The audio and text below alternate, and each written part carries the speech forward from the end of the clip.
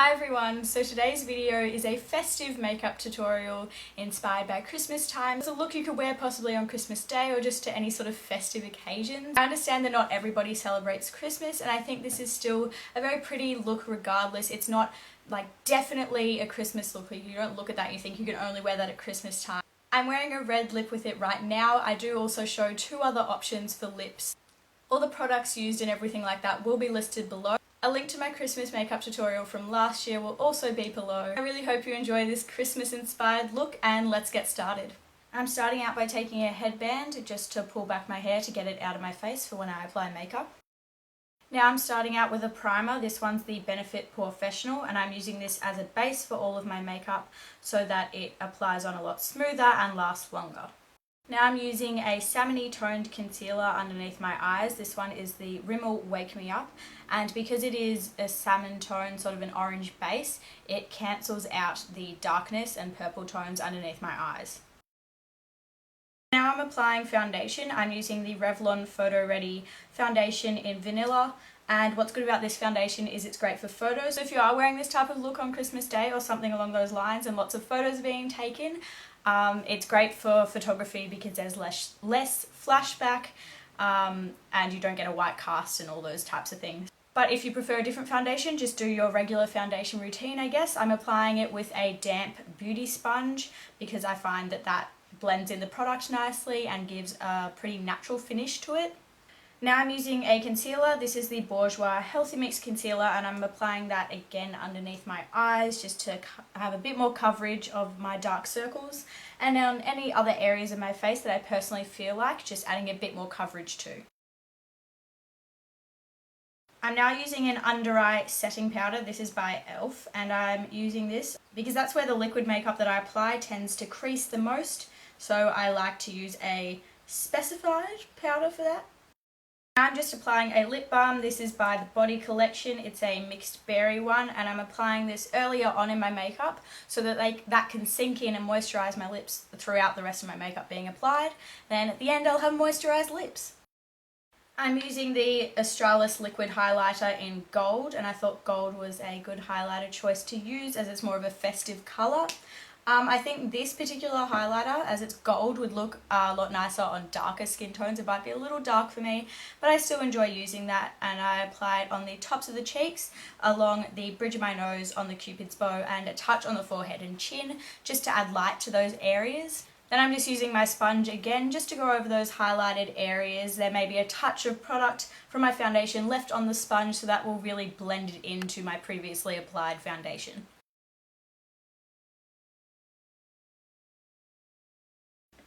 Now I'm applying a powder. This is the Australis Fresh and Flawless in Natural and I'm using that to lock in all of the liquid products I've applied. I'm keeping the cheeks bare as I'll be applying a cream blush later on, so I don't want to apply a cream over powder. So applying a powder will just lock in all of those products, as I said, and also provide a matte finish. I'm then applying a eye primer just all over my lids, a little bit underneath the eye, as that's where I'll be applying eye products. And this will make sure that any eyeshadow or eye products I apply last all night and don't crease and stay in place. Now moving on to the eyebrows, I'm using the Daiso eyebrow pencil. Then just go ahead and do whatever eyebrow routine works for you. I definitely recommend doing something with your eyebrows, even if it's just setting them in place with an eyebrow gel so that they stay in place and aren't all haywire, but obviously it is up to you. I think filling in your eyebrows even lightly just really frames the face, and that's great if you are applying eye makeup. I'm then setting my eyebrows in place with the Ardelle Sculpting Brow Gel and that will just make sure that they stay in place for the whole time that I'm wearing this look. Now I'm applying a cream gold eyeshadow. This one's by Covergirl. It's the Bombshell Shine Shadow in Gold Goddess.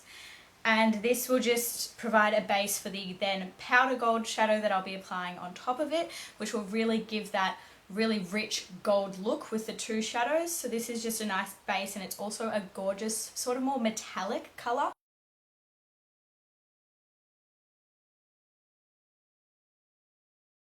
Then doing a similar process, I'm applying the Avon Glazewear Diamonds Eye Colour and it's this shimmering brown colour and I'm just applying that on the outer third of the eye, on the outer corner mostly.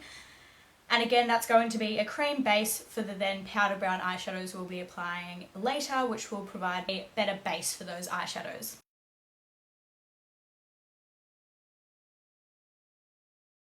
Then taking a fluffy shader brush and a mineralized gold eyeshadow, I'm using this one by Savvy in Gold Rush, and packing on that colour where I previously applied the cream gold eyeshadow.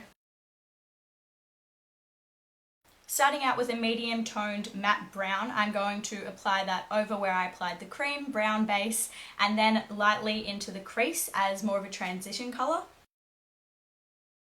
Then taking a clean fluffy blending eyeshadow brush, I'm just going to blend out those colours and make it all a little bit neater and diffuse it a little bit more. Then taking Cocoa from the modelsprefer Dawn to Dusk kit, I'm then again applying that over where I applied the brown eyeshadow, focusing more on the outer corner just to deepen up the look. Again, taking a blending brush, I'm just blending out those colours and making it all neater and blending them in together so there's no harsh lines or edges or just random patches of colour without a transition between the one next to it. Then taking a light brown eyeliner, I'm using one by Kryolan in 903. I'm using this to lightly sort of dot along my lower lash line, and then I'm going to blend that out with an eyeshadow later, and I'm also going to apply that in my upper waterline. And then taking that matte brown powder eyeshadow I previously applied before on a thinner, more precise brush, and then running that along where I applied the brown eyeliner on my lower lash line. That's just going to blend out the eyeliner I previously applied and then add a bit more definition to the eyes. And again, just blending that out with a fluffy brush so there's no harsh lines. I'm then packing on a bit more of that gold eyeshadow because after blending we lost a bit of the pigmentation, so I'm just going to intensify that just a little bit. Now you could just leave the eyes there with the gold and the warm brown, but to make it a little bit more festive, I'm just going to add a bit of this Illamasque pure pigment in Berber, which is this shimmering red colour, and it's just this beautiful pigment. It's got also a few kind of green reflex in it, so it's a very festive colour. I'm just going to lightly apply that on the eye with just a fluffy brush. And even though on camera it may not appear like I'm doing so, I'm using a very light hand with this, so just a very light kind of wash of the colour. Now taking a gel eyeliner, I'm going to be using brown for this look. I think it's less harsh, a little bit more subtle, and it works with more of the warm tones we've gone for on the eyes. This one's by Maybelline, it's their eyestudio range in just brown. Then using a gel liner brush that came with the eyeliner, I'm just running this along the upper lash line, being as close to the lashes as possible. I'm now curling my eyelashes. This is just an eyelash curler from Cotton On Body, and that's just going to prepare them for mascara. I'm applying a mascara, and this is the Big Volumizing Lash Mascara by Face of Australia. I think this may be discontinued, but this one is a brown/black mascara. So it's not fully brown, but it's not quite as dark as a blackest black, and I think that again suits the look with more of the brown tones we've got going on. I nearly forgot to highlight. I'm going to use a colour from a modelsprefer kit, and this is just in Natural, and it's a matte cream colour. I'm using a matte as a highlight for the eyes, as the rest of the eyes are quite shimmery, so I didn't want to go overboard with that aspect of the look. I'm now applying a cream blush to the cheeks. This is an Australis cream blush in Flirtatious Pink, and then taking the Rimmel Match Perfection bronzer in Light, and also more of a kind of contoury blush brush to apply a bronzer. I'm not going to do major contouring, I'm just going to apply it along the cheekbone, temples and jawline as I usually do, but nothing really precise, just to add a nice bronzy glow to the look. Then just taking a little bit of the face powder I used to set my makeup before, I'm just lightly powdering along the cheeks, and then taking this golden champagne highlight colour to apply where I applied the cream highlight before.